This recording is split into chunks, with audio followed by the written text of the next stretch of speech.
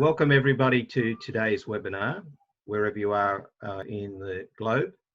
It's great to have you join us for the next webinar in our series on transition. And it's my great pleasure today to welcome our guest presenter, my good friend and colleague, Dr. Duncan Shields. Duncan is a trauma therapist in private practice in Vancouver, British Columbia, but he's also Adjunct Professor in the Faculty of Medicine at the University of British Columbia, and where he's done a lot of work around the Men's Health Initiative. And today Duncan's going to share with us from his research and experience on building resilience. So I'd like to welcome you, Duncan, and invite you to share with us this morning. This morning, yes. Afternoon in Western Canada, evening in Eastern Canada. So hello to colleagues from Canada and US and around the world. So a real pleasure to be invited and to share some ideas to hopefully contribute to our thinking and the dialogue that's going on. As Robert noted, I come at this with a clinician's lens. So for the last 25 years, majority of my time has been spent in one-on-one situations, working with individuals, trying to translate the evidence into something that is relevant, deployable, palatable to the person who's sitting in front of me. And so the first task of the clinician is to really do some good kind of intelligence gathering, some diagnostic work to figure out who is it that's sitting in front of us, and what is the particular constellation of difficulties that they're experiencing, and the full complexity of their life. Because it's easy, and I was trained as a cognitive behavioral therapist, it's easy to overemphasize the autonomy and the capacity of the individual to find meaning and make change without acknowledging the complexity of their circumstance, their context. And when we do that, when we fail to grasp the complexity of their individual situation, we can set them up for failure. And so that basic lens of trying to figure out, how many problems is this person coming in with? What is their personal circumstance? That has also informed my research lens, because very often my research is in the service of crafting, trying to craft nuanced solutions for people or for organizations that will be palatable, that will be deployable, and that will actually stick, that will create change that sticks over time. So I'm going to talk, today I'm not going to go through a series of research papers. I'll put up my web link to the ResearchGate page where some of those are shared. And if you're interested in looking at the specific studies and where the participants came from, and the particular details of methodology, I'd invite you to look at those in the journal article form, where we spend a great deal of time writing those out. Today, rather than doing that, I'm going to try and gather together some of the ideas that have been influential, that come from both clinical work and also the research work initially on how do we engage difficult to serve, in quotes, male combat veterans in trauma therapy, and what is the moment when they lean forward and really engage. And also looking at program evaluation. How do we look at the context of medically releasing veterans and understand the full complexity of their situation and craft solutions for them? And some other research that I've done. And all of it is in service of crafting these solutions. So I'm going to start. We're talking about resilience today. And so let's see if I can advance this. Will it work? Here we go. What is resilience? We're talking today about a culture, evolutionary and cultural perspective. very often when we talk about resilience, we don't define it. And resilience has become a buzzword that we hear. It's sort of the new thing. And sometimes people just use the kind of Latin translation of resiliere, this sense of the capacity to bounce back. And one of the challenges with that definition is that actually what we mean when we talk about personal resilience? Do we mean, and we've borrowed the term from material sciences, where we're literally thinking about, you know, if you take a bar of metal and you depress it, how much pressure can it take before it bounces back unchanged to its original state? And when we think about human resilience, do we mean that somebody will actually be unchanged and come back to their original state? Or are we thinking about how we adapt and how we are changed? So the definition that I've got up here on this slide is one that was offered by Fiona Donaldson. Fiona was a Churchill scholar and did some great work on resilience. And she offered this definition: the ability to prepare for, recover from, and thrive in the face of adversity and changing demands. And an important part of this is this idea that there's a preparation phase, there's a kind of an upstream, what we do in advance. And then there's this response and then recovery phase, but then moving on to thriving. And inherent in this idea of thriving is this sense that something has changed within this kind of learning organism, this human being. We have not just bounced back to our original state. And I think that's a very important aspect of thinking about resilience. So I want to start today really looking at what is the basic equipment that we come with as human beings in terms of facing adversity. And to do this, I'm going to take you on a bit of a journey that starts in Costa Rica in the rainforest. And so let's start off with this picture. How do we as a species respond to adversity? And it's important to think about this within the context of every species on the planet has some particular strategy for facing adversity. We all have a plan to get lunch and not become somebody else's lunch. And this picture for me just really helps us understand the complexity of who we are as biological creatures who have evolved over hundreds of thousands of years to face adversity. And so this little critter here on the screen looks like a snake, but in fact it is it's called a hemorrhoplanes species of caterpillar from Costa Rica. This is a picture captured by Daniel Jansen at the University of Pennsylvania. And this particular caterpillar is a little critter with a plan. And what it's done is, over the course of a few 100,000 years, it has evolved through this kind of biomimicry to be able to mimic the predator of its greatest predator. So it has taken on the morphology, but also the behavior of the snake, which is the main predator of the caterpillar's main predator, which is a bird. So if you think about this, see if I can do this, up is the head of the caterpillar, and this is actually its rear end. And so this kind of elegant solution that it puffs up its rear end, and even over the course of time, it's developed these kind of white dots that make it look like the eyes are reflective, but in actual fact are just white dots.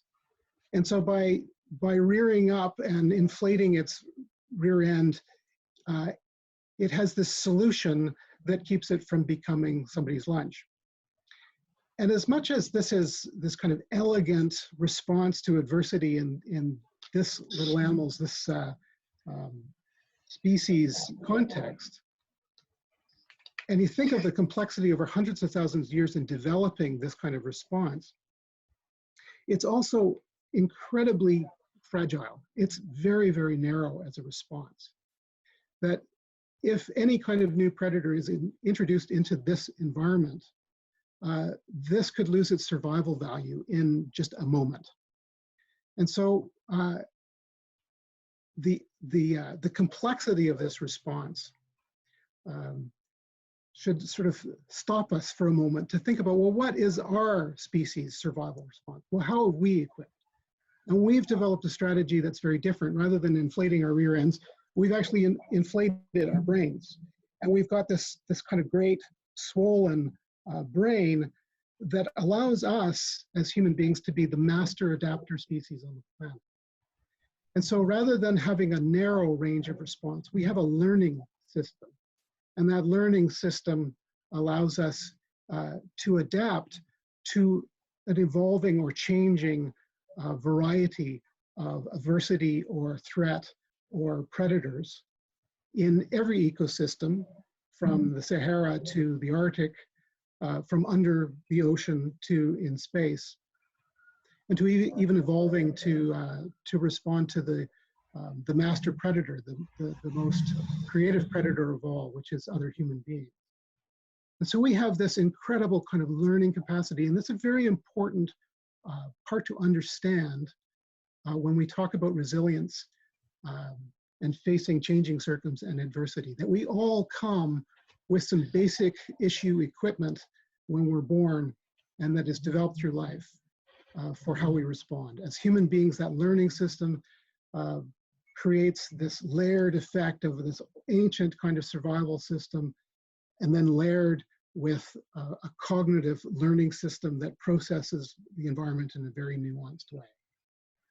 But basic to this, the function of the survival system is that it's supposed to answer to danger. And when we think about gazelles, this kind of mammalian response, if one of their herd is taken off by the lion, that the rest will run for a certain distance, but then will turn around and face and be quite fixated on the source of the danger. And we as human beings we think that we've evolved and we've passed beyond this, but there are these kind of legacy effects of our evolutionary heritage. Here in this picture, we see down to the right of the picture is an ambulance, and some paramedics and firefighters are responding to an injury. And this is a very busy transit corridor in Vancouver here. But what happens is, noting this kind of danger, we have this kind of gazette where people stop in their tracks and they fixate on this danger. And so there is part of us that's quite intelligent and nuanced and problem solving and shade of gray thinking. And then there's part of us that's quite impacted by our evolutionary inheritance. But part of that is, if we look at traumatic stress and adaptation, what is our basic threat response? We're all wired to respond to danger and then to stand down after the danger or stress is passed. For us as human beings, that involves a very complicated response that comes in first to the lower brain regions, what sometimes referred to as the reptilian brain. And so we have a full body response within about 50 milliseconds. It's blistering fast. And so if you think about our response, if somebody jumps out of a locker or something at us, first of all, we have a physiological response. We take a deep breath. Our body is sort of filled with adrenaline and cortisol, and we're ready to take some kind of action. It's after that response that we, about 450 milliseconds later, so playing catch up, we get this kind of more nuanced problem-solving cognitive look at this danger, where we get to reassess and determine whether or not it's appropriate to continue that response or start kind of more sympathetic or parasympathetic nervous system reaction that takes us down. And so this response of sympathetic speeding up the body to face whatever demand or threat is there in our life, and parasympathetic moving us more into this kind of rest and digest system of coming back down. That system of gas pedal, brake pedal is going on throughout our life, every day from the moment that we wake up.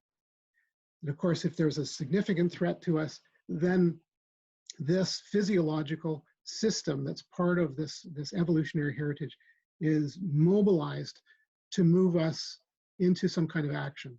The most basic actions that are pinned to our survival as a species are this kind of fight, flight, freeze, flop, take cover, these sort of basic big body movement responses. And they are hardwired into all of us and sitting there just waiting. So when we face a significant danger that alerts us to a new danger in our environment, I was talking at the beginning of this, when my wife had a heart attack and that was suddenly my assumptions about her safety were shattered. And all of a sudden I'm seeing that danger everywhere. And so initially what starts to happen is that when we get evidence of some kind of threat in our environment, there is this kind of fail-safe within our brain that allows us to adapt as if the world will always be chaotic and unsafe. And so for a certain amount of time, we remain vigilant to that. It's like where there's shattered assumptions of safety, and for some time we end up scanning for danger all the time. We have intrusive memories of what happens. We relive it rather than remember it.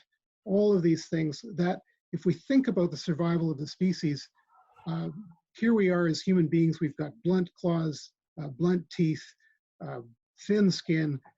In a predator-prey world, we're quite pathetic, but we have this incredible capacity to adapt and scan for danger. Now, for most of us, this will be a very short-term response. And once we have kind of countervailing experiences of safety and security, we'll gradually undo that locking on of the gas pedal in this kind of response system. And as that begins to undo, we're able to talk about it without the same kind of emotional arousal. We're able to remember versus relive.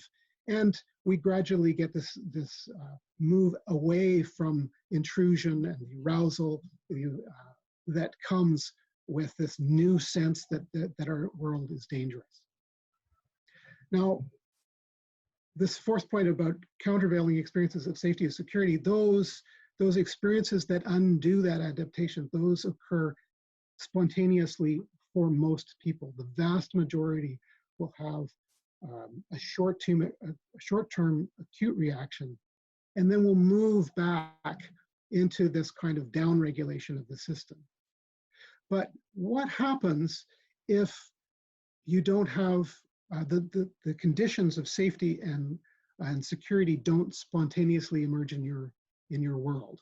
What happens if you're continuing to go, for example, on deployments, or if you are a firefighter who's continuing to take calls, or a police officer or a paramedic who's continuing to go into those circumstances?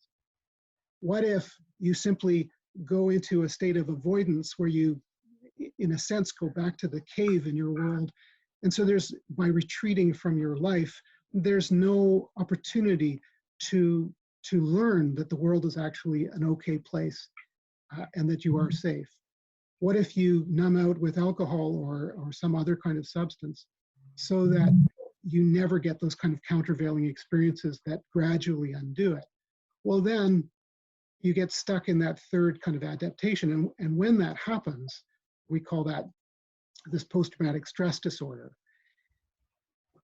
About this kind of intrusion, reliving through memory and sensation. How is this adaptive if the world really is a very dangerous, dangerous, chaotic place? The intrusion keeps us, of course, problem solving, reliving the events, thinking it through, preparing. The arousal, the irritability, the hypervigilance keeps us scanning for danger, keeps us on guard. The avoidance of the experiences keeps us in the cave, retreating from the geography or the places that would trigger this response that are associated with this danger. So there's this kind of this adaptive sense of even a post-traumatic stress disorder, that if the world really is a chaotic and dangerous place, these actually have served our species really well. It's only disorder in the sense that this response is out of context, because the world isn't actually a place where these kind of responses serve us. So one of the examples I use is, walking in the woods with my daughter, and there's a deer that's, sees us. I turn to my daughter to point out the deer, and when I look back, the deer has disappeared from view. It's absolutely just vanished. And then for whatever reason, the deer decides that I'm not a threat and just wiggles an ear, and immediately I can pick up the movement. But for that moment, it had gone into this kind of freeze state to escape detection from myself as a potential predator. It's a really elegant behavioral response. If we take the same deer and we have the same response, but we put the deer on the highway, we suddenly have this freeze response that's now out of context. And being out of context, it no longer serves the survival of the animal. It now actually contributes. It's dysfunctional. It's a disordered response in the context. And so when we think about this kind of underlying, the underlying neurology, the underlying physiology of of our response mechanism to threat, it is both adaptive and maladaptive, but that is partly based on the context in which it's deployed.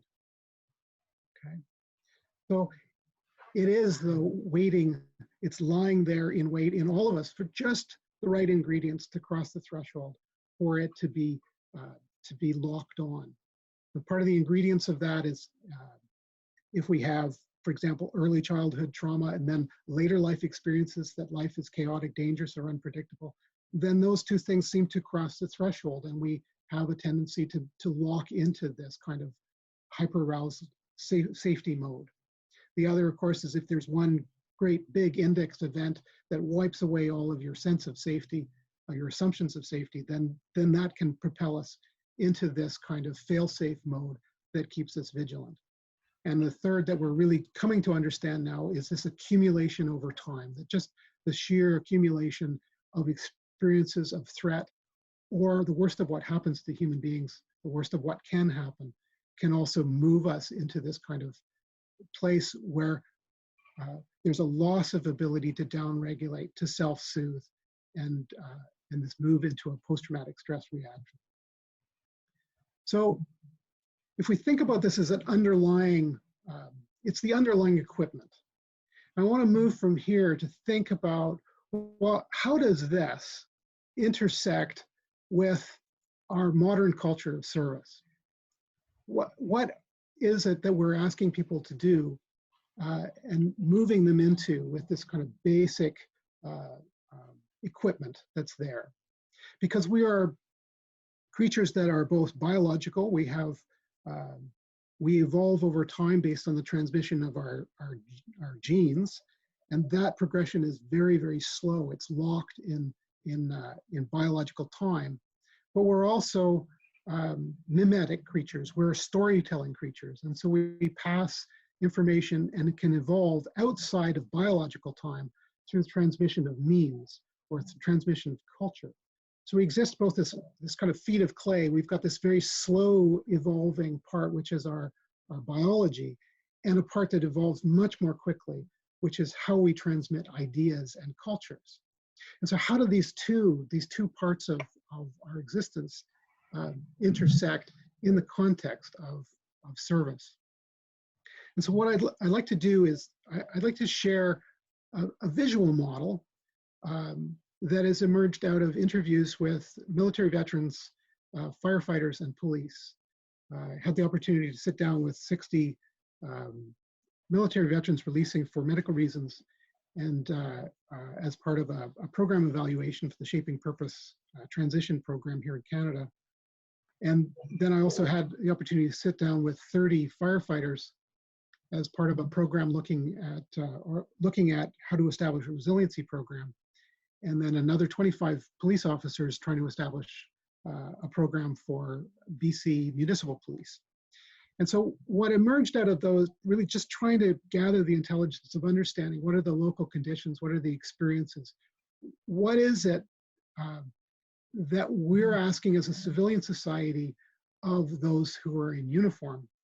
What emerged is this idea that, first of all, as I sat through these interviews, I was, as a trauma therapist for 25 years, sitting through and talking to multiple people in various uniformed services, I was humbled, embarrassed by how much I didn't know, by what was revealed about the daily life. And so I started to develop this idea, this model, and feed it back to test my understanding. And it's resonated with the groups that I've shared it with locally. And so you'll be the final arbiter of whether it fits with your experience. But it is this idea that as civilians, we experience this relative safety and security within this kind of bubble, protected from a lot of the chaos, the danger, the unpredictability, the fragility of human life. It doesn't enter into our daily experience. And we're protected from that by a group of individuals who usually come from, well, everybody comes from a civilian life and moves on their recruitment, to this place on the surface of the bubble. I hope you like my artwork here. I won't quit my day job. But this place on the surface where civilian life is guarded by people in various uniforms from the worst of what happens.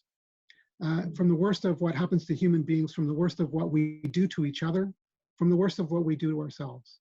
And so my normal everyday is quite different than those who are serving in uniform.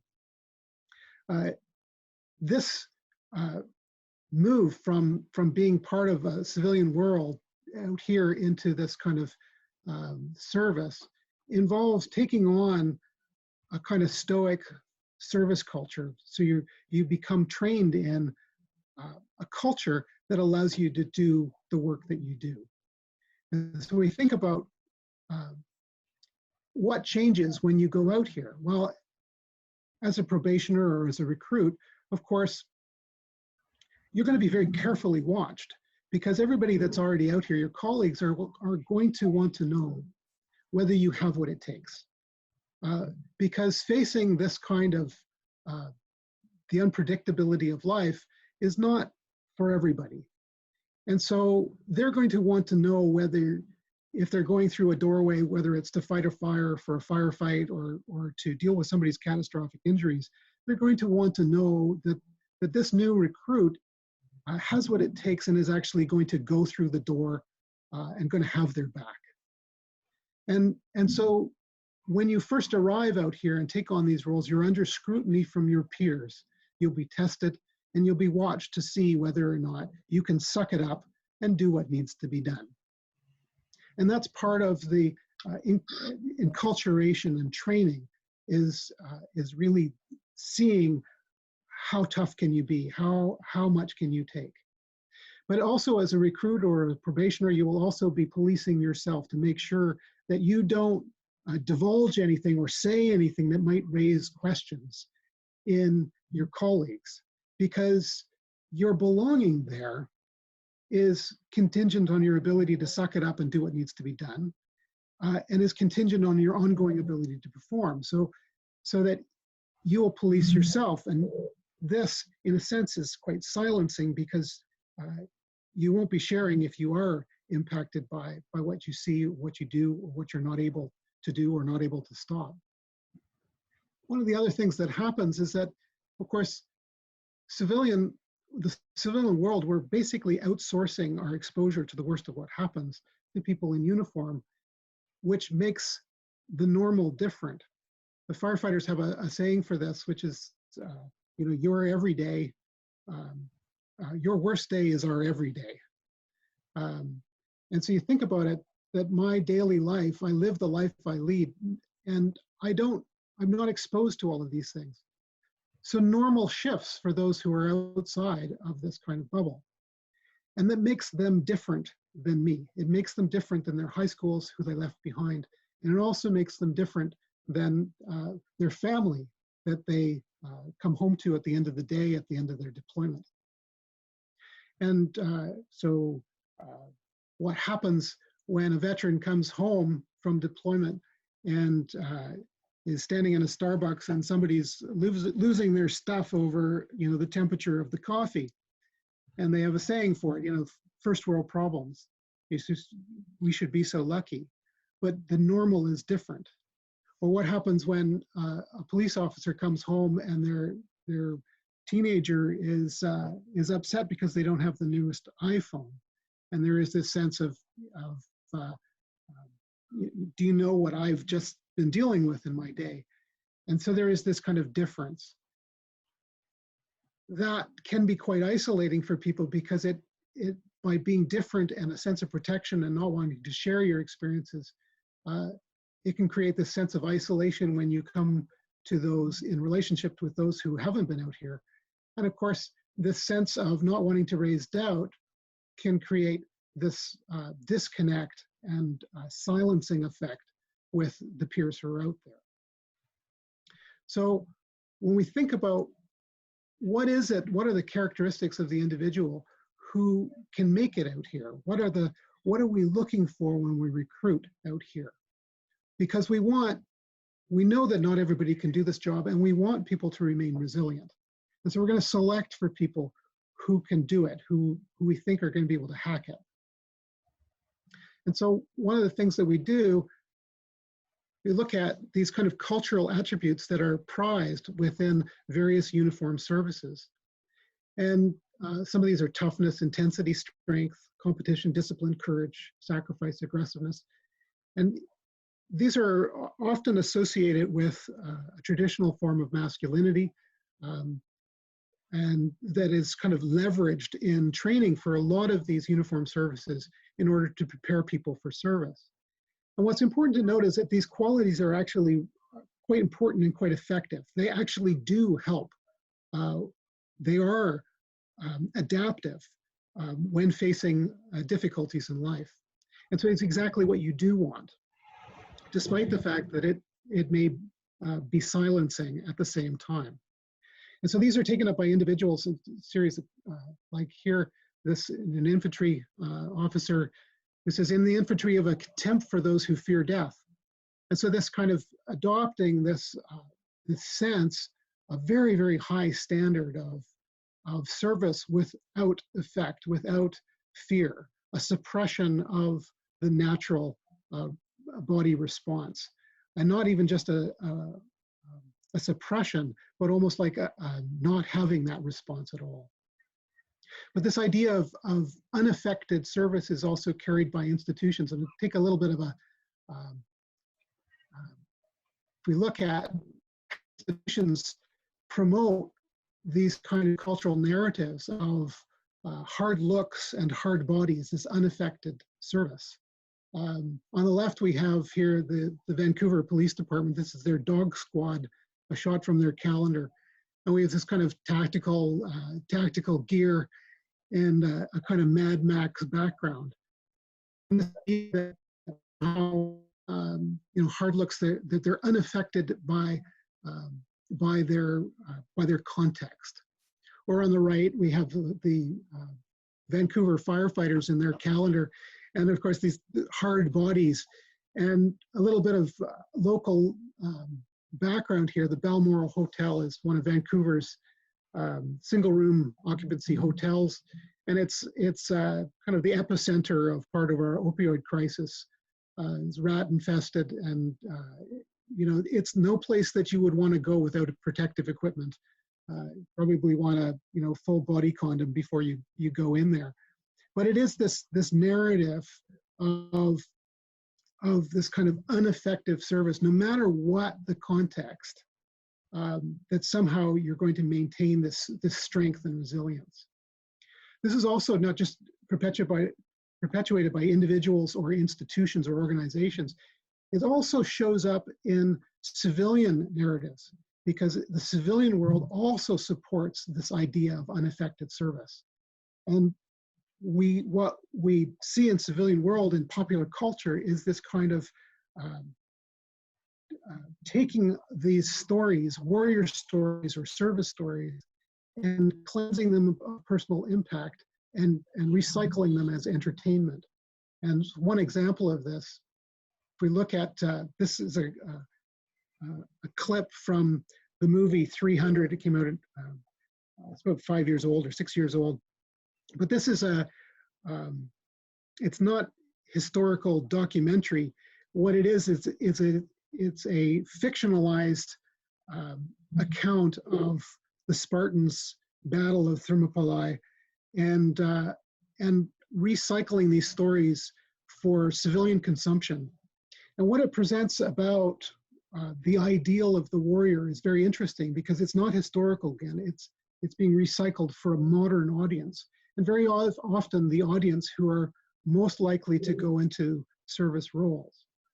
And so what the narrator says of this young man who's coming out of his warrior training, he's barefoot, he's in a loinskin, he's got a sharpened stick, and he's in the snow facing a wolf. And the narrator says this: "The wolf begins to circle the boy, claws of black steel, fur as dark as night, eyes glowing red, jewels from the pit of hell itself. The giant wolf sniffing, savoring the scent of the coming meal." Now, if you think back to this kind of evolutionary inheritance of our threat processing system, we know exactly what should be happening within the individual. But when we look at how it's presented in the movie, there's no fear grips him, only a heightened sense of things, cold air in his lungs, windswept pines moving against the coming night. And so there is this kind of mastery over his emotional world. His aim is true, his form perfect. So not only mastery of his internal world, mastery over his emotion, mastery over his body, and mastery over the outside world. And so these stories, as much as it's just entertainment, are also how these narratives, these cultural narratives, are perpetuated. And so they're not only resting within the individual, they're resting within the institution, and they're resting within the larger civilian society. And what they do is they perpetuate this kind of myth. And this, Fiona Donaldson talked about this, introduced me to this. This comes from Captain Kurt West from Uniformed Services University in the States. And it's a great metaphor about this search for resilience using the goldfish strategy. And the basic idea is that you take a bag of goldfish, and in order to find the resilient one, you take them one by one and you lower them into a pot of boiling water. And you look for the ones that survive. And when you find one that can tolerate the boiling water, you study the hell out of it.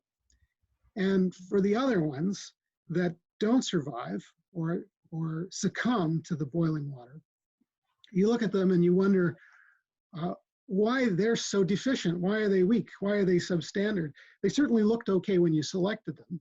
And maybe you need to review your selection criteria. Maybe even there's something in their childhood that could be a marker for why they didn't survive. And of course, that is it's ludicrous. Because context matters. It's not all about the fish. We need to be thinking about what is the boiling water that we're putting it in.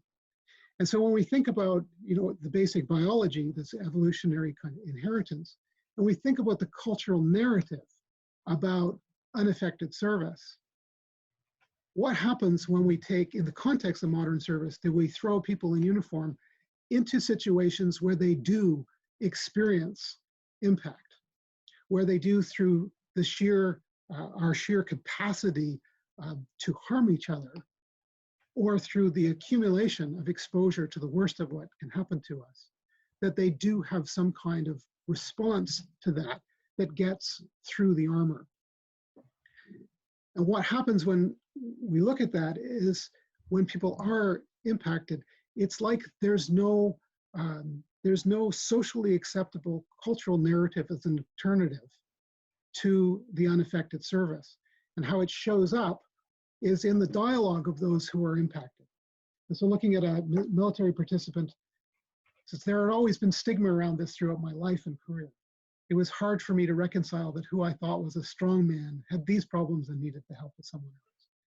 And what's really interesting about this is this sense of, it's hard for me to reconcile strength and problems. It's like these are mutually exclusive categories, that you can either be strong or you can be struggling, but you can't be both.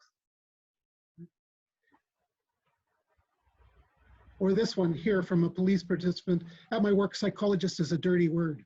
Nobody wants to see the psychologist. Like, if you have to see the psychologist, then you're weak, broken. And so here we see this kind of problematic binary, this categorical thinking about that exists and is perpetuated by the culture, that you're either fit and strong and ready for service, or you're weak and you're broken. And what is the when you're outside and you're still serving? And so here this military participant talks about this kind of silencing effect. When you get injured, you don't tell because you don't want to be categorized as someone who isn't physically fit, as someone who doesn't follow through. Because the other guys who are fit are depending on you to have their back.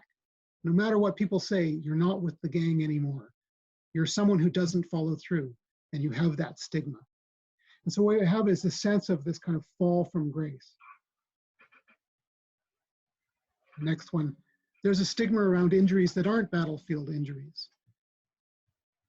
And so very often in the stories of those who have some kind of impact of service, there is this questioning about legitimacy. Is my injury legitimate? Is it okay to have this? Or does it say something about my worth? Here's another. We all gathered, we went through stuff. I was trusted to have their backs and they had mine. Then the second there's something wrong with you, nobody wants to associate with you. You're a sick bay ranger, MIR commando, it's a medical inspection room. You could have an eyeball hanging out, but you're lumped in the same category as the freeloaders, the cowards, and the malingerers. And so again, this kind of presence of this kind of problematic binary that says you're either fit for service or you're weak. And so when we think about resilience and maintaining resilience under operational load, what happens to somebody when we don't have a spectrum or this kind of range of capacity? We have this kind of either or sense of black and white. You're either okay or you're not. And what happens with impact on looking for service? And so this comes from a Veterans Affairs case manager. You know, we see people who have ignored their mental health to the point that their family is broken up. There are financial impacts. So now there's not one issue, it's multiple concerns. And it's hard to start focusing on recovery when you don't know where to start. We see that often. And this did show up often in the interviews across services, both within military, in firefighters, and within the police services here. That people tend to not share and not seek help for stress until they become a crisis, or the ripple effect of collateral damage happens in their life, so that it affects it's a multiple problems rather than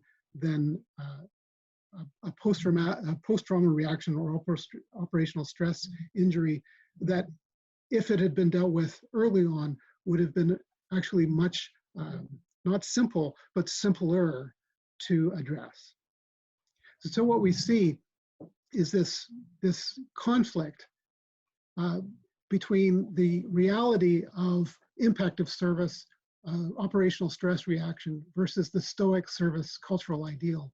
That on the one hand, the Stoic ideal asks you to have mastery over environment, but when people experience an operational stress injury, such as PTSD, but others as well, there is this sense of helplessness that comes with that. The Stoic ideal asks you to have mastery over your thoughts. What happens when you experience the intrusive thoughts of a post-trauma reaction? Or the Stoic ideal of mastery over emotions versus the emotional hijacking that can occur. The Stoic ideal asking for mastery over your body versus the hyperarousal, or indeed the hypoarousal that might occur. So one, we have this kind of stoic ideal, and on the other, we have this kind of abject, coming from Judith Butler's work and Kristova's essays on the abject, the sense that somehow you've fallen from grace, and that now this abject identity, this sense that of loathing for self, that you can't really narrate a kind of viable version of yourself that makes sense of these experiences. It's very difficult. So as clinicians, we use clinical language to categorize these experiences, and we talk about depression, we talk about post-trauma stress reactions or disorder, but within the culture itself, we may label it, but it's experienced as this fall from grace. And because your belonging with that group and your identity as a member of that group is contingent on ongoing performance, and because you may not want to share those experiences out of fear that it will raise questions about your capacity, there is not only this loss of sense of competence and sense of esteem, but also a loss of identity that comes along with this. These are very difficult cultural narratives for the individual to rewrite. And as much as we see institutions that try and rewrite these, like Road to Mental Readiness, this mental health continuing model, that tries to complicate this binary idea of strong and fit versus weak and broken by understanding that our capacity is something that's moving all the time. And it is this attempt to rewrite, to go from a rehabilitation model to a fitness model. Think about a rehabilitation model. When you're injured, you go for service, versus a fitness model which says, why do I go to the gym every week? Well, it's not because I'm injured. I go to the gym because I'm trying to maintain a certain level of capacity. And so that's, it's not just provoked by injury. The other thing about the kind of fitness model is when we think about resilience as not being a trait that exists within the individual, but actually a kind of state that one can have or not have, but also an outcome of a lifestyle. If you look at fitness, this is again a good model, that I may have a level of fitness right now that I can be fit or not fit, but also fitness is about practice. It's about what do I do on an ongoing basis. And there are experiences and lifestyle that degrade my fitness. There are lifestyle and events in my life that can enhance fitness. So we think about that in terms of a resilience model. How do we work to move from this kind of problematic binary to something that's actually much more fluid, and that in this model, this mental health continuum model, so it acknowledges that at different times we may need to care for ourselves and each other differently. But of course, these are trying to move to this model when these narratives are enshrined within a much, much bigger cultural narrative. Makes it difficult to get these to have impact and to be taken up and really lived as the experience of those who are impacted by service. And this is a real challenge to promoting a model of resilience, because the culture itself pits people in a kind of war against our biological inheritance and the fact that we will be impacted by some of the things that we see. So I want to move here to something that actually Robert Rustano introduced me to. Had the pleasure of being at PTS 17 in Australia, and he was talking about James Sampson's work and on collective efficacy or capacity. And I think that this is in some ways of an important. It gives us an opportunity or a lever for how to impact the system. So the picture here is of Hurricane Katrina. And one of the interesting things that emerged from research on community impact of this particular disaster was that there were communities that where the long-term impact of the hurricane didn't seem to be connected to the level of devastation or the amount of resource that was put in. That there were communities that were cut off, that didn't receive resources, and they were quite devastated. But the outcomes for people seemed to be better than some communities that had far less devastation and more resource. And so it led to this idea that our mental health outcomes are impacted by our zip code or postal code. That where you live can impact your capacity to endure, your resilience.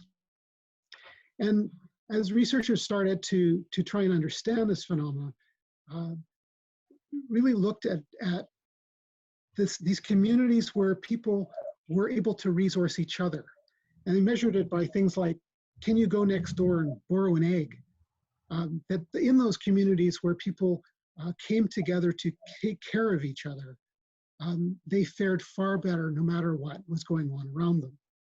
And I think this is a really important insight when we think about communities of those who are serving in uniform, because there is this sense of community, a sense of family in uniform services that in some ways military and first responders have two communities. They have their family and they have their service family as well. So they have two postal codes. And is there a possibility of leveraging this community to create community capacity and community efficacy, so that instead of psychologizing and professionalizing the services required to maintain resilience and take care of each other, that somehow we could create capacity within those communities. We could restore the competence to care back in the community in a way that doesn't compete with the sort of stoic service attributes or the culture, but actually aligns with the culture and uses some of the existing value system to create different outcomes. And so one of the things that we did was a partnership with the, talk about an example with the, this is the BC firefighters, the union. And so Gord Ditchburn sat down with us. So we recognize an overwhelming need to change our culture within the fire service if we were ever going to help our members. The immediate goal was to change the stigma associated with mental health and create a safe space to share our stories, take a knee, and get the help where we need it. And this is really the beginning of this collaboration. And part of the reason that we went to the union rather than management was we wanted to get in with the social influencers. So we wanted to get in at the equivalent of the senior NCO level. So who are your sergeants? Who are your crew captains? Who are respected by within the fire hall, respected within their service, don't have anything left to prove, and how can they help us really change the culture to make care for self and care for each other a different reality. And so what we did, we sat down with, as I said, 30 firefighters, interviewed them, tried to understand their experience, and then invited people who had a great deal of social influence to come and create a program, give 200%, but also be brutally honest with us about what worked and what didn't. And so we're really using a kind of co-design, co-build model instead of bringing a kind of resiliency program in. And so what we created as a pilot to see, can we align their sense of loyalty to each other, their sense of family?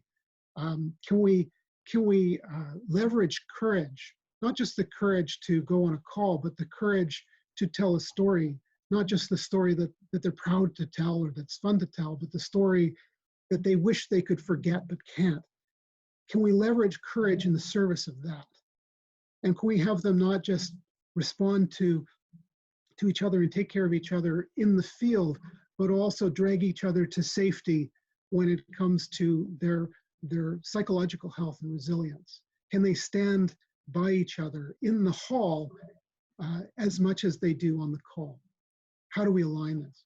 And so we created a 3.5-day residential retreat, 8 participants. It's upstream. We wanted to get, not be trauma informed, but not trauma focused. 2 professional facilitators and 2 graduates of the program, or 2 senior people, so a co-facilitator model as well. I'll go through this quickly. I'm seeing times whistling by. Brought them in, created a safe zone. We know that cohesive teams perform better. A sports team that's cohesive can come back from a setback differently than one that's fractured. So creating this kind of safe zone of before we go into the work of telling story. What are the stories that your experience with unusual and traumatic events? But also giving them, re-equipping them, giving them tools, and of course being strategic about how we move that back into their environment. We distilled down some of the best evidence that we could find, trying to figure out how do we make this deployable in real time. And so we talked about cognitive behavioral therapy, some cognitive strategies about talking yourself through using breath to regulate the body. What can we do in terms of the body, in terms of grounding, in terms of movement? What are the behaviors? What are the ingredients of resilience? How do we move to goal-oriented activity, attend to some of the building blocks of sleep, diet, routine, exercise? But also this real focus on bonds. Who has your back? Who are you within the fire hall? Are you the all-star player that makes everybody else kind of feel badly about themselves? Or are you the team captain who, by your very presence, elevates the play of everybody on your team? Who do you want to be? So this was this kind of experimentation of trying to see and trying to get their feedback on what can we do to really change how they care for each other. We collected some data pre, post, and at 6 months. First of all, in the Beck Depression Inventory, and what we found was that we got a very statistically significant and clinically significant impact pre-post that was largely holding at 6 months. The effect size and the P level is for the 6-month impact. And so this really surprised us. I think part of the size of this is a 0.88 of a standard deviation drop. I think part of the size of the effect is because of that initial recruitment on these first 61 of people who really wanted to be there and wanted to help us co-build it. There's 168 been through the program now, and I hope to have that data for today. But I suspect that these levels will go down as we move into more general population. I would have been happy and will be happy if we get a delta of 0.3, a third of a standard deviation would make me very happy. We looked at post with the checklist, the PCL-5, again, seeing the significant drop in symptoms over 2 weeks, and then a further drop at 6 months. I think part of the explanation of this is that it was a good mental health contact for a lot of people. It was their first for many. And so it provided an opportunity also to steer people into other services, individual counseling and other programs. So it's not a standalone solution either. And we looked at that questionnaire 45.2, and again, going from clinical levels and dropping out of that. Again, we're measuring, we're trying to get some insight into resilience by measuring deficit. Is this a good measure of resilience? Well, no, it's not. It's inadequate. And but this is what we had in our thinking when we started this 2.5 years ago, and so it's what we're stuck with. But how do we measure resilience? I'll go through some of the comments. I arrived broken, anxious, and feeling alone. I left empowered, more at peace, and what I anticipate will be a lifelong bond with 9 new peers that is unlike anything I've ever experienced. Here we see, again, this emphasis on the bonds. Again, the emphasis, not only giving the tools for resilience, these kind of ingredients of resilience, but delivering them in a context with peers in which the dominant narratives of binary, of brokenness, can be challenged and rewritten in a social context and through social connection. Okay. Again, the participant in the police program, listening to other participants speak of their personal and work struggles and triumphs gave me permission to talk about my own. With that came healing. So that sense that just speaking and sharing and normalizing has a tremendous impact. The additional resiliency tools that we learned allowed me to go back to life with a renewed sense of gratitude and strength. The bonds built during the program keep us all connected and moving forward. Again, this emphasis on the bond. We were challenged to build a team that could trust each other in sharing raw pain, so much so that we would have each other's back at all times. Here again, we see this alignment with the values of the culture itself, that they are a team. And if we can realign that same value system and leverage that value system to have each other's back, not only in the stories and the experiences that are fun or on the call or in service, but also to have each other's back and to be cohesive as a team in acknowledging the very real impacts of service, then you have, you're building not just resilient individuals, you're actually building a resilient culture that you can send them back into. A final piece here in terms of veteran participant, there's another battle once you come home, one for your heart and mind, and that battle is not fought alone. You never go into battle alone. I think this is it's an important statement because what you see in this is this sense that rather than asking this person to come to a therapy setting or a psychoeducation setting and make the translation for themselves about how resilience is, how these tools are palatable, relevant, realistic, deployable in real time, that instead in some ways what you see is a characterization of this kind of learning space and group space in a way that I wouldn't normally talk about a group therapy context or group learning context. I wouldn't refer to it generally as a battle. You never go into battle alone, but they're in some ways colonizing that learning space, that psychoeducation space, with their own culturally appropriate language and metaphor. And by restoring or renegotiating the cultural norm, they're allowing for, instead of isolation and shame in that sense of impact, instead this battle that you never go to alone. And so this kind of social connectivity and social cohesion that combats the isolation, which is in some ways the most dangerous part and the biggest threat to ongoing resilience.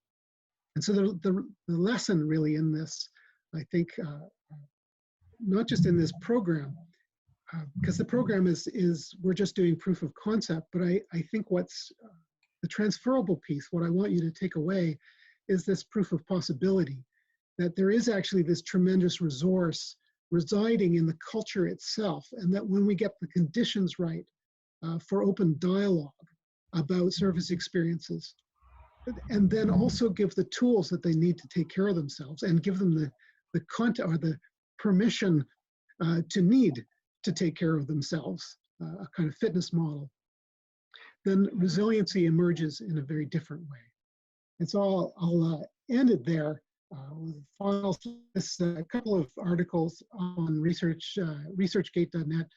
If you want to look at some of the source material that these ideas are come from and are developed in, then I invite you to do so. And I think we're at about an hour, Robert, and so I'll turn it back to you. Thanks very much, Duncan. Some very interesting concepts and ideas, and even though you and I and others have talked about some of this for a while, it was sort of very interesting with some of the angles that you put that I'm sure people will want to question you about or will come back to later. I'd like to start with, we've got an online question that has come in, and it was about the solutions and the fact that you spoke about that pilot program you've run, and I think you've run it with some other groups as well. We've got this person who would like to know a little bit more about the pilot program, and particularly once you maybe share a little bit more about the pilot, and also, are there any references, and I presume in the documents you've put up on the pack there that there are some links to other evidence. And then the other thing in your comment they ask about is your comments about this masculine nature that underpins this stoic service group, and they wanted to know, in your work, have you seen how female service workers, fire, police, military, fit within this process that you've talked about? So I guess a bit more about process, and if you've worked with other groups, where did you see similar things? And also this comment about female personnel within that context as well. Okay. So why don't I start with the second question first?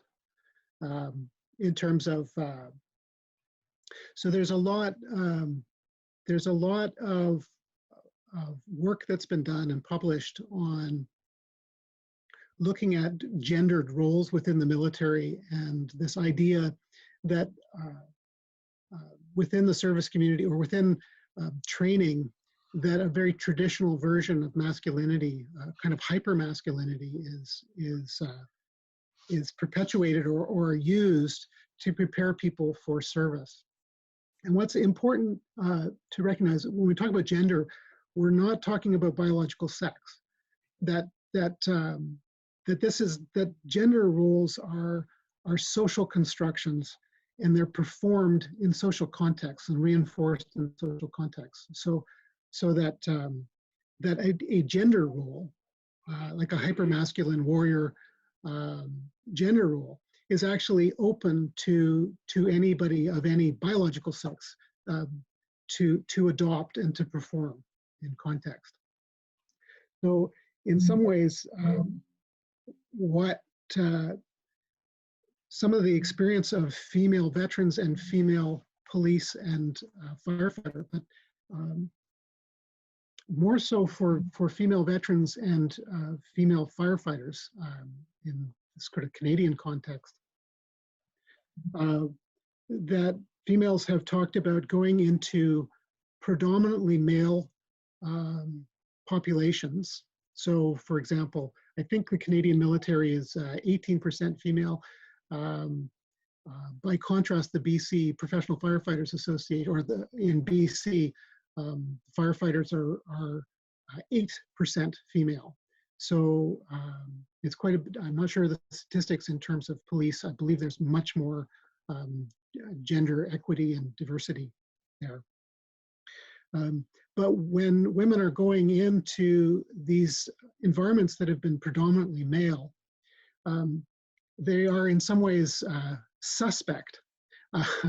And not only do they have to reach the standards that the men do, they very often have to surpass those standards.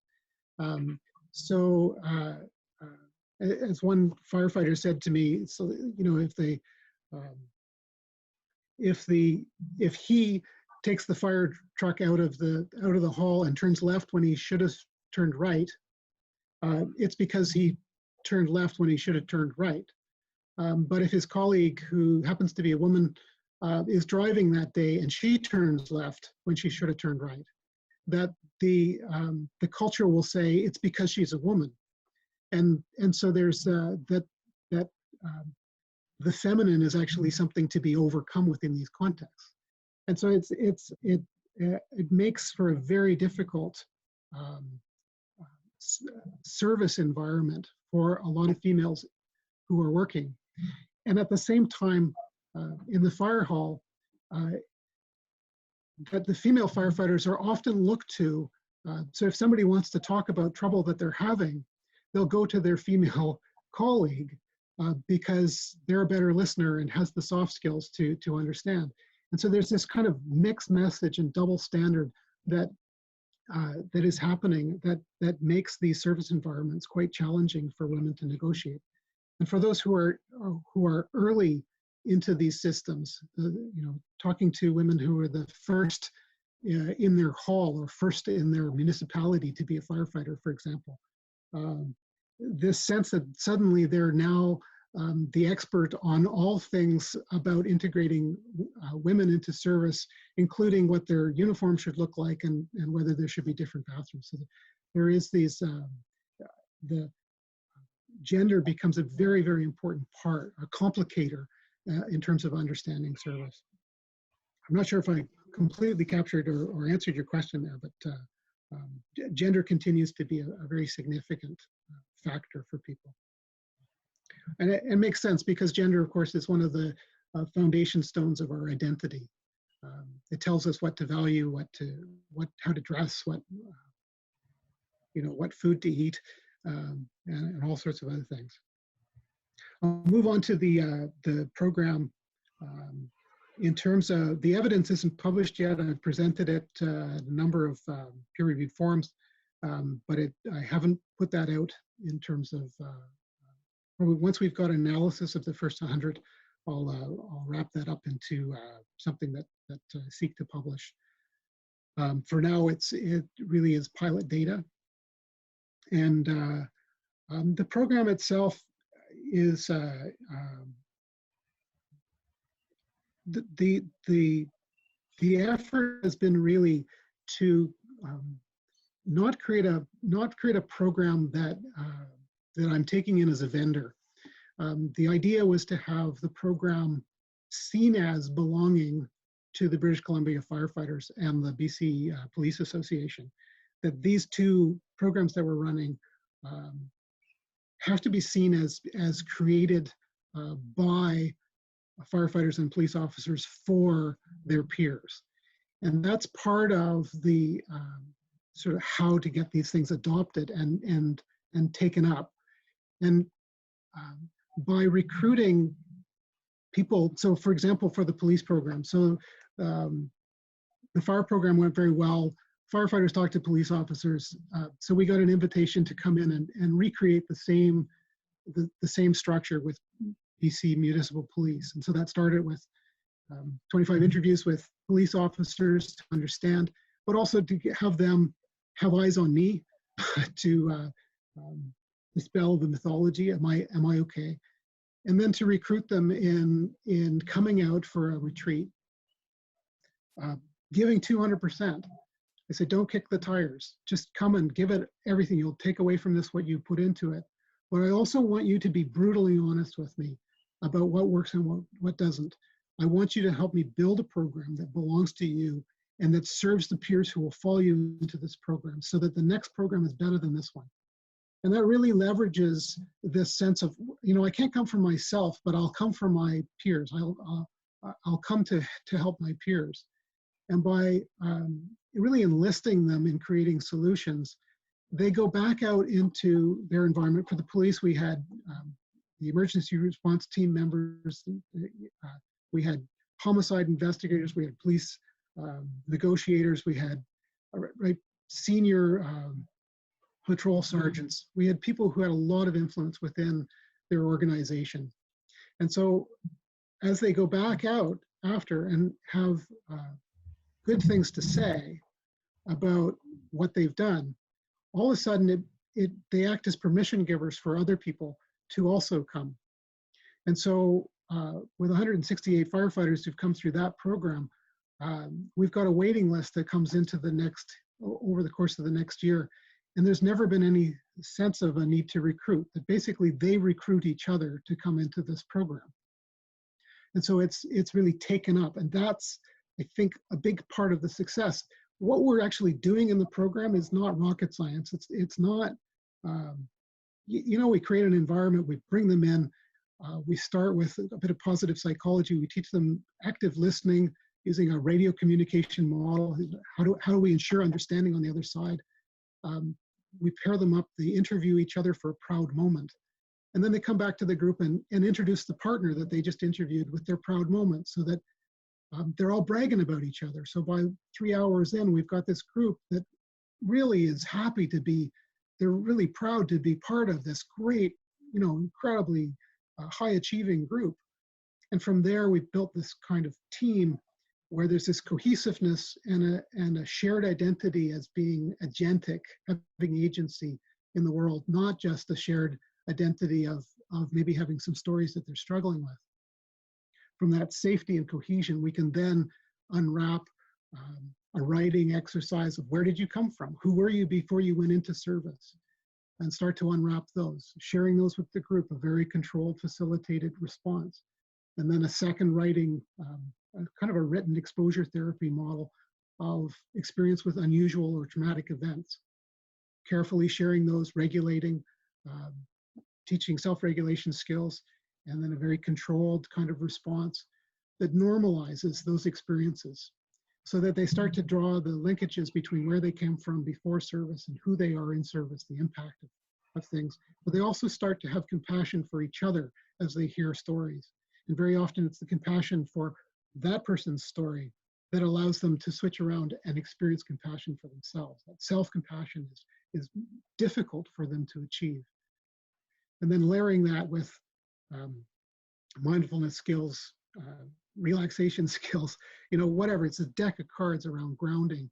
We just need them to find something that's palatable to them, whether it be tactical breathing or box breathing, or the many techniques that are out there. Teaching cognitive behavioral thinking. So how do we go through that? Goal-oriented behavior, goal setting, and trying to do the knowledge transfer. So it's really basic. What is most important about the program, I think, is getting the conditions right by starting with the permission givers to allow people to actually take part and be participants without their presence in the group being evidence that they're broken or have failed. So that's a really important, it's the context that becomes really important. Thanks very much for that, Duncan. We've got another question online, which is starts by saying, great presentation. And the question is, have you considered bringing an element of building bonds outside of the military, veteran, first responder community? So in other words, taking them and starting to have them engage with others in that wider community. And I guess it comes back to something you said in your presentation, just looking in my notes, and I think it was around the Katrina experience. And you talked about certain communities. And we heard from Carl Hamner last week in the work that they're doing, looking at that forensic look at suicide, about these hotspots in communities that were dysfunctional and not supportive. So I guess, are you looking to link out to communities? And if you are, or you're at least thinking about it, building on that thing about, healthy communities, how they support these people, are there elements that you think are important as others might be looking and thinking about doing something similar? I think that it's, so when I think back to the model of the bubble that I presented, and way back in 1985, when I went through basic infantry training, that's a long time ago, and I'm sure things have changed quite a bit. A part of that training in building in-group identity was about reinforcing out-group identity. And so part of the messaging was that, all civilians are bone lazy,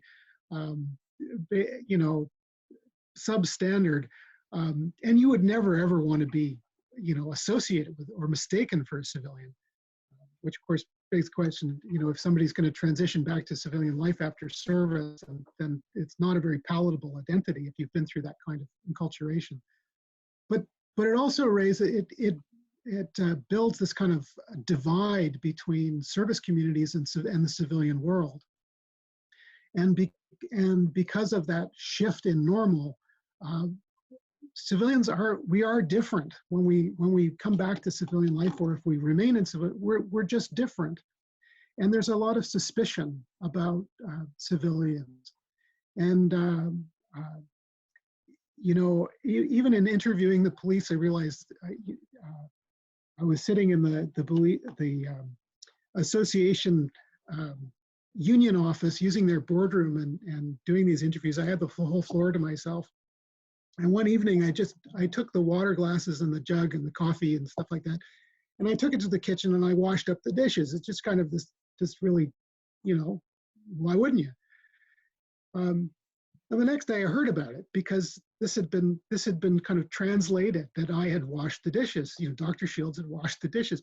It's this kind of silly thing. But what I realized was that I'd passed a kind of test that I didn't even know that I was in, that I was under a great deal of scrutiny to see, you know, who is this person? And there's a lot of inherent distrust of people who are kind of in the civilian world. So we need to create opportunities for people of various services to have contact with a caring civilian community. And I realized that in some ways in these programs, I end up being this kind of, I become a civilian that they're looking at, and I come to represent the civilian world in this bizarre kind of way. But I think that as you know, as a civilian world, we are outsourcing contact with a lot of trauma to individuals in uniform, and we are living the lives that we lead because of that. And other people are paying the price. And we have a tremendous responsibility as a civilian world to not expect veterans to come, veterans or police officers, to integrate into the civilian world. We need to actually build our side of the bridge and reach out to them and create opportunities for contact and care. So that you know, veterans don't just get to come home into our communities and be isolated in veteran ghettos in essence, because they're not integrated into the larger community. But they're welcome back, so they can not just come home, but they can feel fully and finally at home in a fully integrated and connected way, with a meaningful contribution to the community that they're in. Most people that I've interviewed and worked with over the years who are wearing a uniform of one kind or another have stepped into that role because of kind of idealism, a desire to make a difference, a desire to make the world a better place.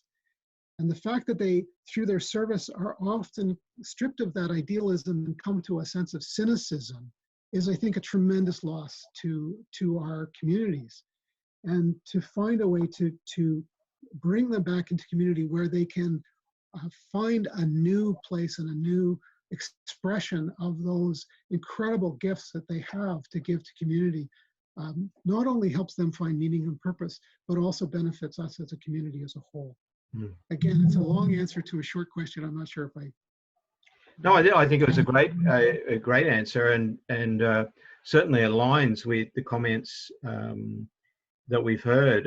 You know, Carl mentioned something along similar lines. I think Suzette the week before, where the obligation is not so much on those people out of the Stoic cultural groups to reach out. It's a large obligation on the community itself to be itself reaching out and being open and supportive and welcoming and whatever else is required to assist those people to make appropriate life transitions. Because, and I use that word because it may not be just leaving the service. It could be they're still in service, but they're going through a life transition, and they need support because of that life transition they're going through. So I think it was a great comment. So thanks very much for that point of view. There's Robert, when I had the privilege of Robert taking me to a variety of men's sheds in Australia when I was visiting, and one of the ideas that we played with here, and it might be getting off the ground in the next year or two, it's been a long time, is the idea of men's shed is this, you know, if you want to reach men, where do you reach them? Well, at the shed at the end of the garden. And so if you build community workshops and allow men to congregate there, then you have an access point for all sorts of services around mental health, financial health, and a variety of other things. And this kind of Australian idea is taken off around the world. And we were thinking about really using this, but instead of men's sheds, actually thinking through what it would look like to have a first responder shed. And so what if we had retirees running first responder sheds for serving and retired members of a variety of different services, where they can come together and they can also be engaged in community building services, which gives an access point, but also this sense of community cohesion, but also that they still matter to the larger community beyond, and gives it builds a pathway for them to connect with the civilian community around them. Mm-hmm. And so there are these, you know, ideas and these opportunities, and I hope that we're going to be able to bring that to pass over the next year or so. But I think this connection of not only first responders and military veterans to each other to build that community, but also to build that community to the larger kind of civilian world is tremendously important. I think that's a great point you raised, and you talked about it. It was about how do these folks, both while in service and then post-service, take the strengths and the other things that they've gained out of their service and see them as gifts, in a way, inverted commas, that they then can give and share with others. And my sense is that will also help them as individuals and as a group to come to a sense of peace with themselves, if you will, or a sense of contentment with, you know, that their struggles were not for naught. In other words, something meaningful and good came out of it potentially. We've got another question on the line here, and the question is, how was the program the pilot program you've talked about, presented to possible participants? In particular, how did you describe it? And at what stage in their careers were the participants when they came into the program? Were they long-serving or relatively new?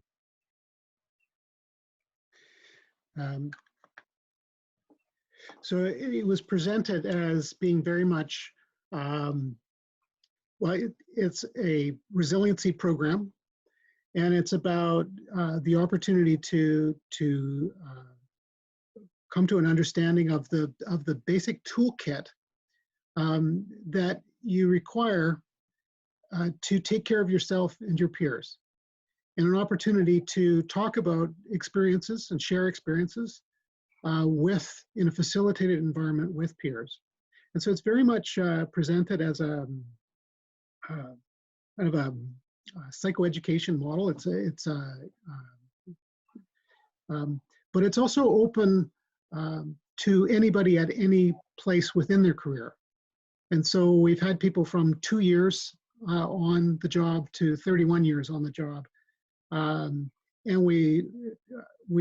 what's interesting is that the mix has been really additive, that there's a tremendous benefit of having new people and people who have been there for a very long time, because you tend to have the senior members supporting the presence of the younger members, saying, you know, I'm really glad you're taking steps so that you can take care of yourself. You're the change that we want in this institution.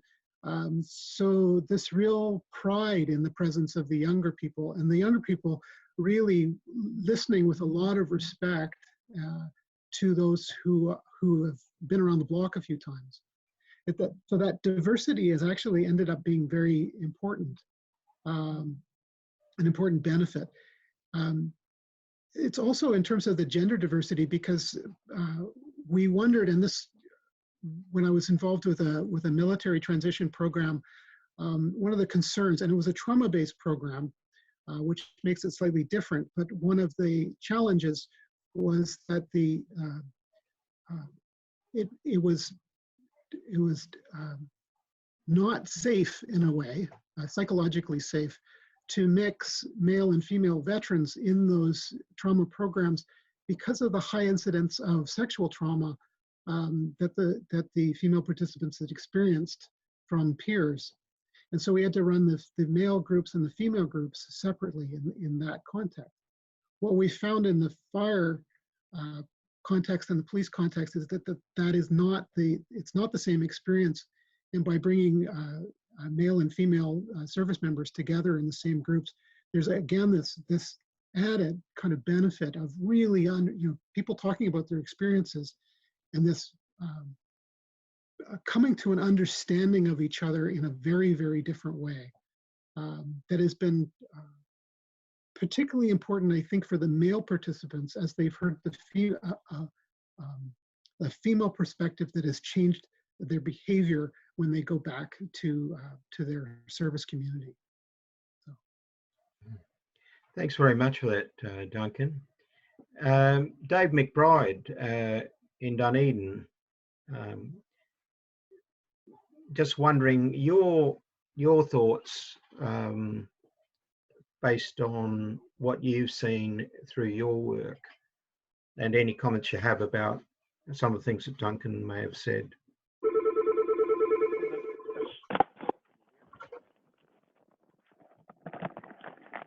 I think the military identity is a very important thing, and the way it adversely develops is not good, as Duncan said, during training. And that reintegration into civilian life, if you have a superior attitude to those, for example, if you're going to get a job, if you have a superior attitude to the way other people are doing their jobs and look down on them, you're not going to integrate well at all. So adoption of the military identity, especially, I think, if you develop a strong military identity, is going to be a real problem. To some extent, I suppose the less time you're in service, the better. But if you're in service for a long time and you develop a really strong military identity, I think you're going to have problems reintegrating, which you're more or less saying, Duncan, I think. Mm. Yeah, and it's so, and I think part of what we've found in terms of military transition is the more you have a single identity that's a military identity, the more rigid that identity, the more difficult it is. That if you have maintained civilian friends and other interests and hobbies, if you've been had a side job being employed somewhere else, that ability to really inhabit multiple identities becomes actually quite protective. Yeah. And so the where the identities tend to also become most unitary or sort of it becomes one identity, an all-consuming identity, is very often in combat arms when it becomes the place that's most difficult to transition from. We also have to look at the stage of development, really. That's because when you go through this enculturation, you're really at an emergent kind of identity phase of development, just because of how old you are. And so, so very often you don't have the opportunity. I mean, we see this also in professional sport. And this other work that I do with the Men's Initiative, looking at using athletics to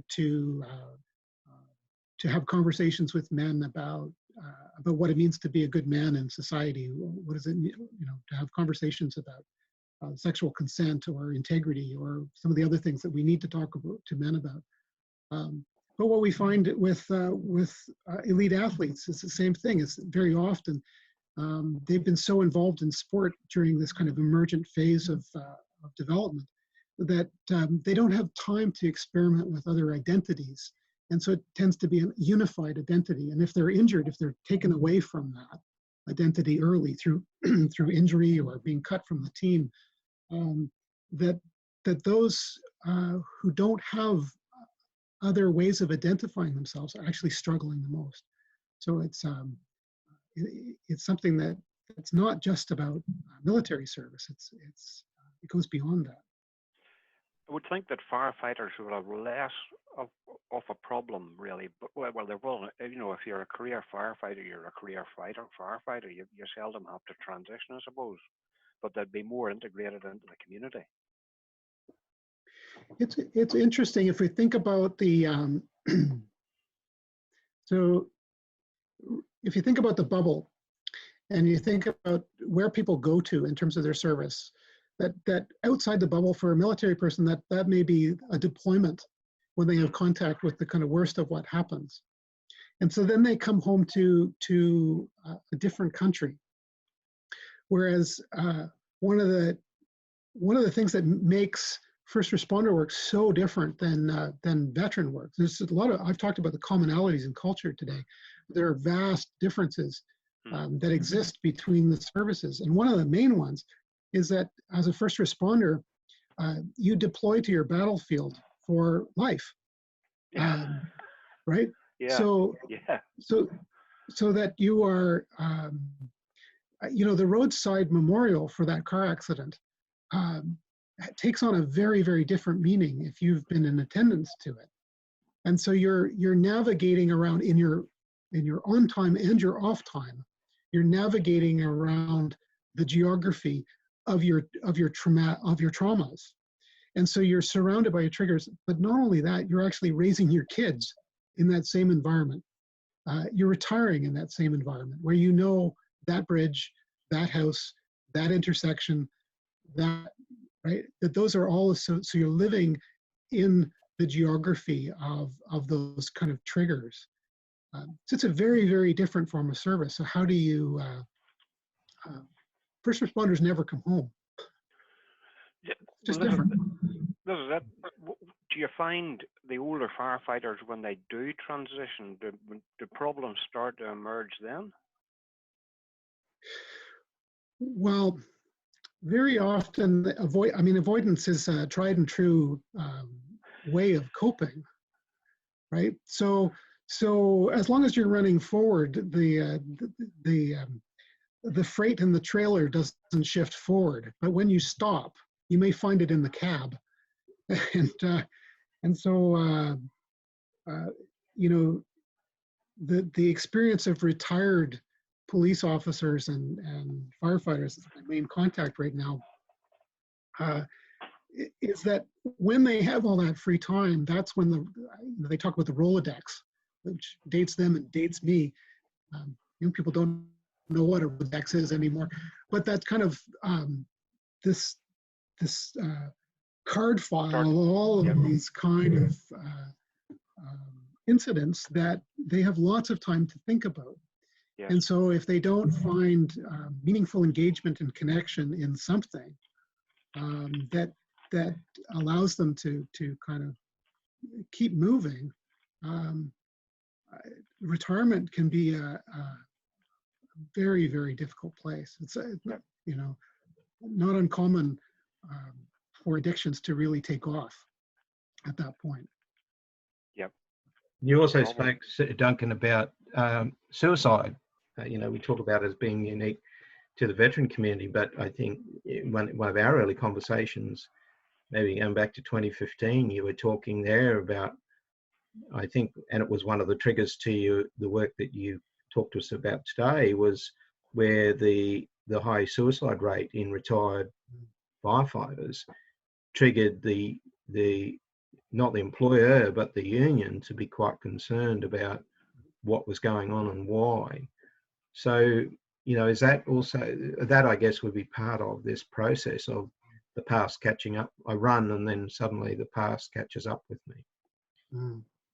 Yeah, it did propel both the firefighters. There was about there was 3 2 suicides in a single vehicle car accident. There's sudden deaths within about a 3-month period in one of our municipal fire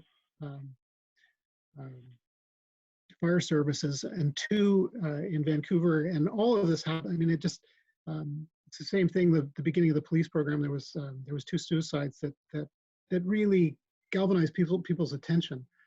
And I think I've been really we think about Thomas Joyner's ideas around interpersonal theory of suicide. I think it's very informative and important work to think about from a uniformed services perspective, because what that work would suggest is that there are 3 critical factors. Of course, it's a simplification of suicide. It's a tremendously complex series outcome to a series of pathways. But Joyner talked about this familiarity with lethality, a sense of thwarted belonging, and a sense of burdensomeness as being these key kind of factors that propel people into suicidal behavior. If we think about those 3 in the context of the culture of service, we say, well, familiarity with lethality, it comes with the territory. Because if you're exposed to death on an ongoing basis, you become,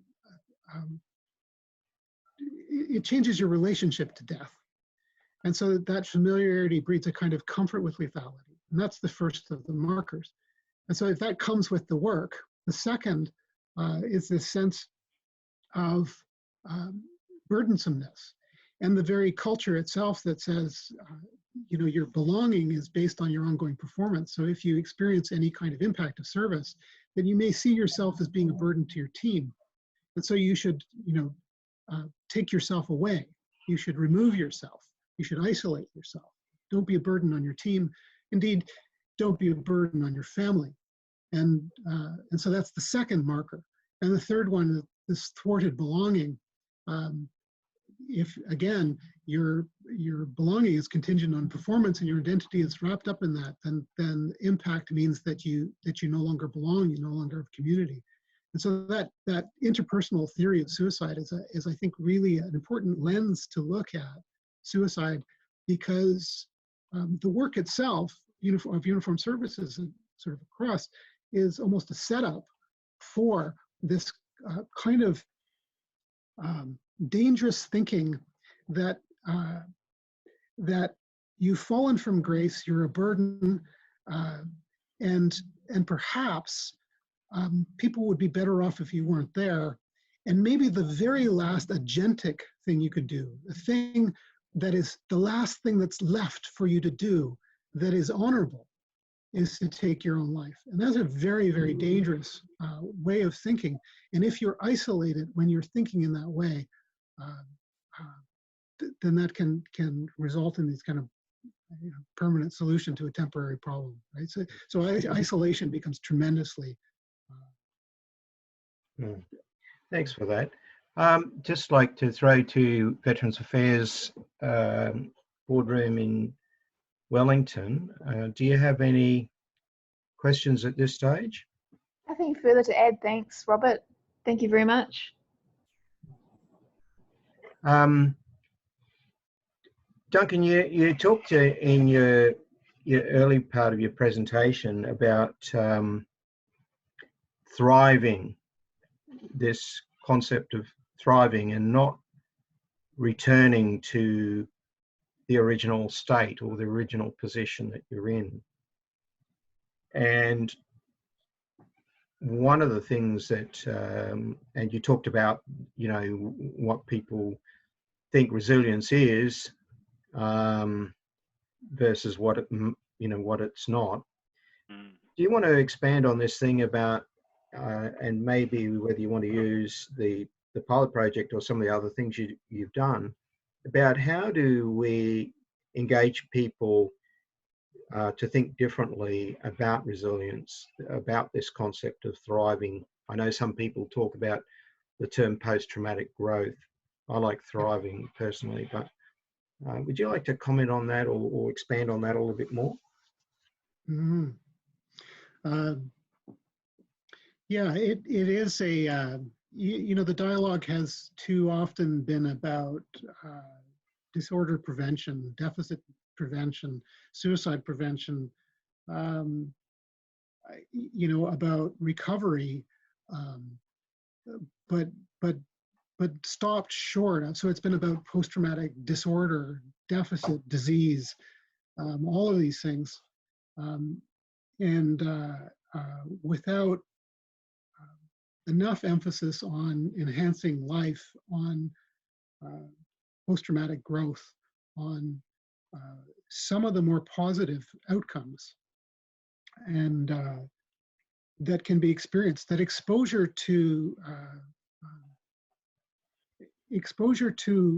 what can happen um, has a way of clarifying values, and so and can connect you to your sense of what's most important to you and who's most important to you. And so when you're living in that rather than in cynicism or fear or whole kind of post-traumatic reaction, it can be very life enhancing. And I think about this also in terms of, you know, when I think about diversity and inclusion in a society, some of the people who are most connected to what it means to be a citizen are those who have paid the highest price. So people who have served in places where people have fewer rights or no right to have education are very aware of the importance and what has been paid for in lives that we enjoy in our democratic civilian societies. That we have this tremendous privilege that has been paid for, and so it's very important for civilians that they hear the experience of veterans, because it helps clarify our value system. So I think that's kind of a sort of a bigger impact. But in terms of the individual, I don't think survival is enough. I don't think that just recovery is enough. I think that there's a potential for this sense of thriving, to be enriched by the experiences, by the you know, as a trauma therapist, you know, people will often ask me, you know, how can you sit, you know, this accumulation of hours, how can you sit in a room and listen to the worst of what's happening to people? But it's tremendously life affirming, because it is the most difficult experiences in our life that also help us discover our capacity for survival, that help us discover our grit, help us discover our strength, help us discover what's most important and who's most important and who has our back, who can we count on. And as we struggle to make meaning, very often it's the traumas in our lives, it's the experience and exposure to the worst of what can happen, which is the crucible of character. It's where we discover our capacity, and so you know, it's something that we shouldn't. It's an opportunity not to be missed. If you're going to pay the price of traumatic exposure, to be able to move from that to a place where it actually enriches your life, where you would never wish the experience on anybody ever, but in some small way, you also would never give it back, because it makes you who you are. Thanks very much for that. It's really interesting. I was talking to Nate Grazier, who was at University of Southern California. He's now at UCLA. He's going to be speaking about his own personal journey as a researcher who then got deployed and lived his own lived experience versus the theory that he had through his research. And he actually was talking to me very similar to what you just said. You know, it's about how do I take the bad crap and make some sense and meaning out of it for me, and how do I grow out of that experience to something that's better than maybe I had before. Maybe not the same, but I now see as being better. And so I think that's a really very valuable observation you've made. And certainly I personally, and I think everybody who will join us for that will find his observations very interesting. The other thing you talked about too, which was very interesting, I think, was around this, the narrative, and that the narrative that these service cultures have created for themselves, but how in terms of the civil society have bought into that narrative and support that narrative. And that, my understanding of what you said is that then creates some difficulties for people who are then themselves within those uniforms groups, then seeking to move forward or to respond or deal with the issues that they're facing. Mm-hmm. Do you want to talk a bit more about that? Mm-hmm.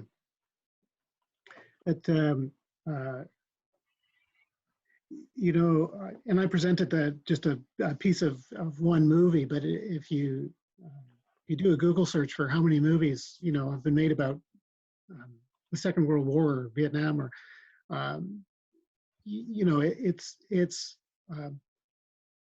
the tens of thousands. It's incredible numbers. And so there is these narratives don't just exist within the institutions; they are held within. They're a much larger cultural narrative. And what I didn't talk about is how media also promotes the binary narrative as well. This kind of fall from grace, that you're either strong and fit, or reports on the cases of the veteran who killed their family. And so these extreme cases that are actually, you know, this kind of rarity, but in some ways are also contributed to by the binary, by this lack of legitimate way to seek help.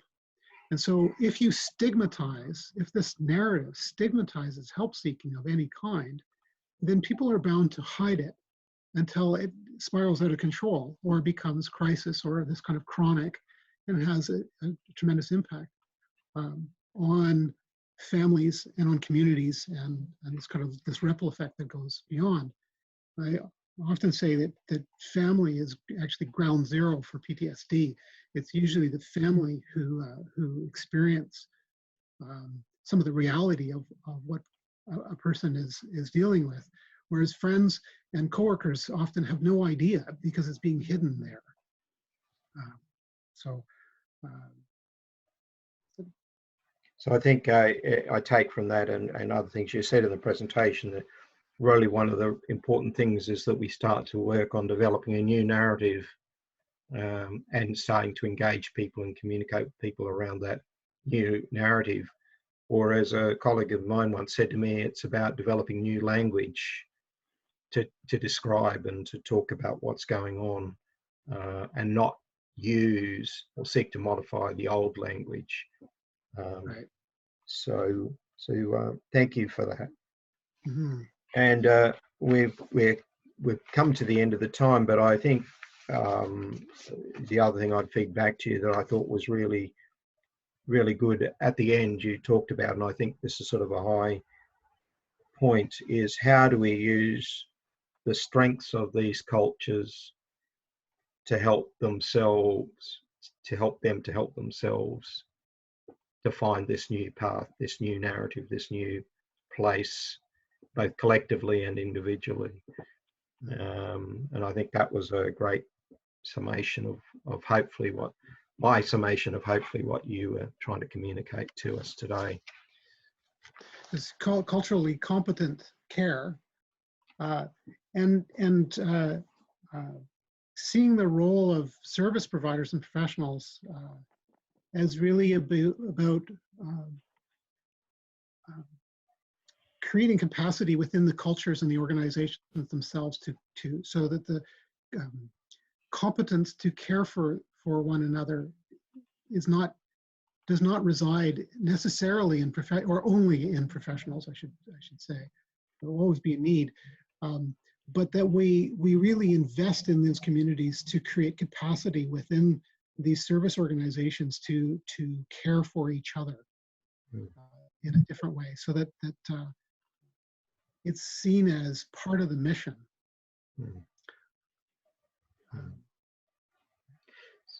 Well, thank you very much for sharing with us today your thoughts, experiences, and insights.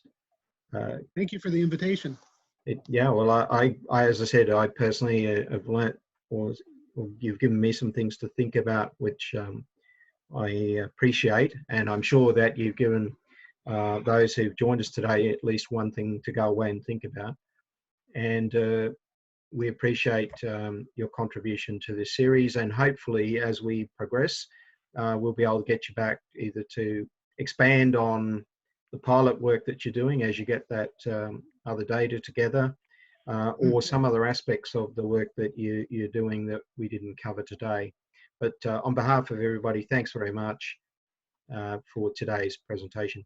And to all those who have joined us today, thank you for making the effort to participate. We hope you found it useful. And we look forward to having you join us, not next week, but the week after, when we have Dr. Dawn Voigt from USVA, who's going to talk about the current state of work on wellbeing indicators, which builds on the previous sessions we've had on wellbeing. So thank you, everybody. Enjoy the rest of your day, and we look forward to having you join us when next week convene. Thanks, Robert. Thanks, mate. Thanks.